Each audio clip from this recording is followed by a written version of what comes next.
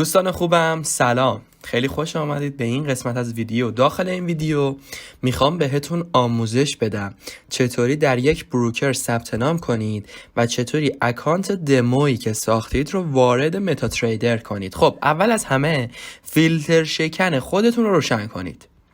فیلتر شکن رو وقتی روشن کردید وارد مرورگرتون میشید. یه بروکر، هر بروکری که دوست داشتید رو میتونید سرچ کنید. خب من روبو فارکس رو به عنوان حالا بروکری که الان میخوایم داخلش آزمایشی حساب باز کنیم انتخاب کردم و همینجا بذار بهت بگم من نه داخل روبو فارکس حساب واقعی دارم، نه روبو فارکس کار میکنم، نه تایید میکنم. اتفاقا برای منی که میخوام شاخص ترید بکنم این بروکر مناسبی نیست و فقط میخوام روش حساب آزمایشی بسازم. اوکی، پس نری پس فرا داخل روبو فارکس حساب واقعی بسازی بعد اتفاقی افتاد بگی آقای صمدی گفته. نه، من بروکر روبو فارکس تایید میکنم و در آینده بهتون یک بروکر معتبر پیشنهاد میدم. خب ما آقا روبو فارکس سرچ کردیم، مرور صفحه رو میکشیم پایین، اوپن دمو اکانت رو میزنیم،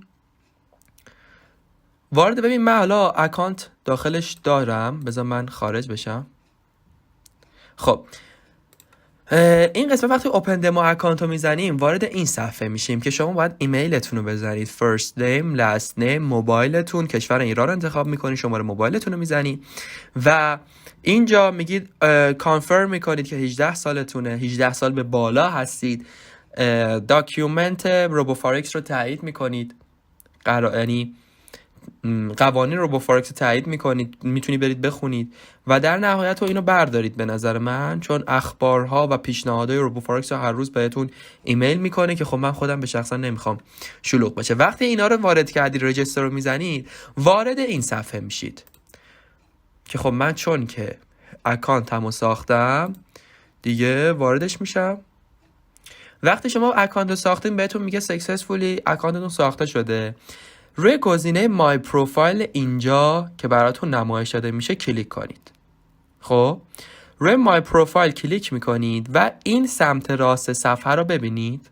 چون من از قبل چند بار ویدیو درست کردم و چون چند بار خراب شد به خاطر همین اکانت ساختم.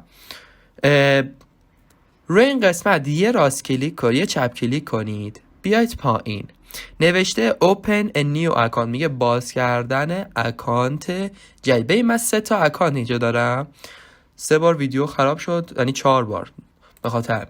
دوباره یه open a new account میزنیم با هم دیگه، وارد قسمت اینجا میگه open a trading account، باز کردن یه اکانت معامله گری. حالا میگه اکانت شما چه مدلی میخوای باشه، حساب ریل میخوای باز کنی یعنی واقعا میخوای پول بریزی داخلش، یا میخوای حساب آزمایشی باشه که ما حساب آزمایشی انتخاب میکنیم، یا کپی فارکس تریدره که به عنوان یک حسابی که یه معامله دیگر میخواد کار کنه، یا پارتنر شریکیه که حالا به تک تک اینا میپردازیم.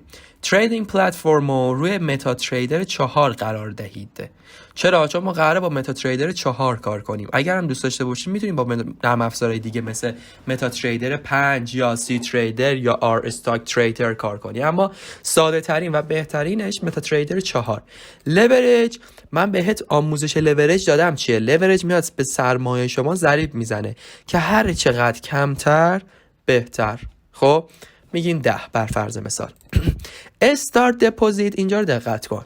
ببین شما چون پول الکیه، تو اصلا اینجا میتونی بگی با 1 میلیون دلار میخوام کار کنم، 100 میلیون دلار.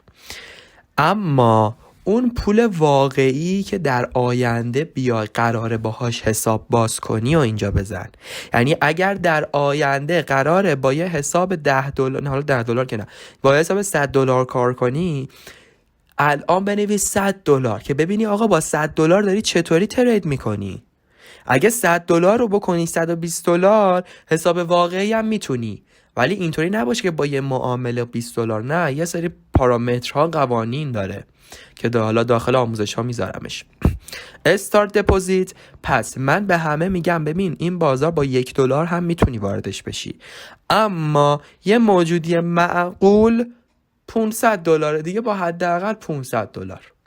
خب و من بر فرض مثال 500 دلار میذارم، میتونی با 100 دلار وارد بشی، ولی برای اینکه سود و به هر حال اون سودی که میکنی به چشم بیاد حالا $500. پسورد، یه پسورد انتخاب میکنی. خب من پسوردو سیوه. وقتی پسورد رو میزنی مینویسه account created successfully، با موفقیت اکانت ساخته شد. حالا این شماره ها رو میبینی، این صفحه رو نگه دار چون باش کار داریم. دانلود ترمینال روش کلیک کن، صفحه جدید باز میشه. حالا ما قرار متا تریدر رو دانلود کنیم. اینجا نوشته متا تریدر برای پی سی، اینجا دانلود کن. اینجا گزینه دانلود رو کلیک کن، دانلود میکنی، بعد نصبش کن. نصبش فوق العاده راحته. خب و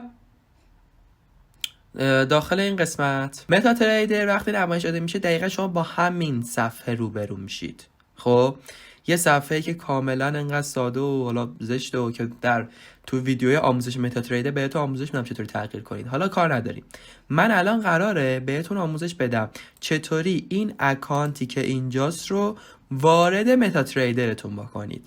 که دقیقا نگاه کن تو قسمت فایل اوپن ان اکانت ما روبو فارکس ثبت نام کردیم دیگه، درسته؟ اینجا سرور روبو فارکس دمو پرو رو کلیک میکنی، نکست رو میزنی، مینویسی existing trade account، یعنی من یه اکانت دارم. بعد اینجا اکانت نامبر کپی میکنی، رو لاگین پیست میکنی، پسورد کپی میکنی، داخل این پیست میکنی و در نهایت یه فینیش میزنی. اینو بیخیال منو، یه فینیش میزنم. این قسمت الان یعنی به اکانت متصل شد. اگر این قسمت قرمز باشه یعنی شما به اکانت متصل نشدید. دوستان عزیزم الان این آموزش 0 تا 100 متصل شدن به اکانت، متصل کردن اکانت بروکر به متا تریدر بود. یه آموزش کامل و جامع و بسیار راحت. امیدوارم از نکته‌های این ویدیو استفاده کرده باشی و بتونی به راحتی بروکرت رو به متا تریدر متصل کنی. روزت بخیر.